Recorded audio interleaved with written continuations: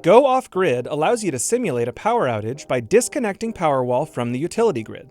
This allows you to familiarize yourself with how your Powerwall system will perform and what in your house will be powered during a grid outage. The Tesla app monitors how long your Powerwall system remains off-grid. You can find your off-grid backup durations in the backup history screen.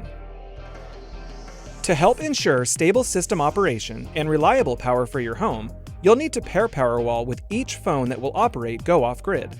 To pair your phone, go near any of your Powerwalls and then open the Energy site of your Tesla app. Select Settings, scroll down, select Pair Phone to Powerwall, and begin pairing. When prompted, toggle the switch on your Powerwall off, then back on. To go off-grid, go to the Energy site of your Tesla app and tap Go Off-Grid. If you haven't yet paired your phone to Powerwall, you'll be prompted here. When ready, select Go Off-Grid. You'll receive a notification when your system is off-grid. It may take a few minutes to transition. Once Powerwall is off-grid, your system will behave as if there were a power outage. If you choose to charge your vehicle while off-grid, Go Off-Grid respects your vehicle charging during power outage setting and will stop charging when Powerwall discharges below the set percentage.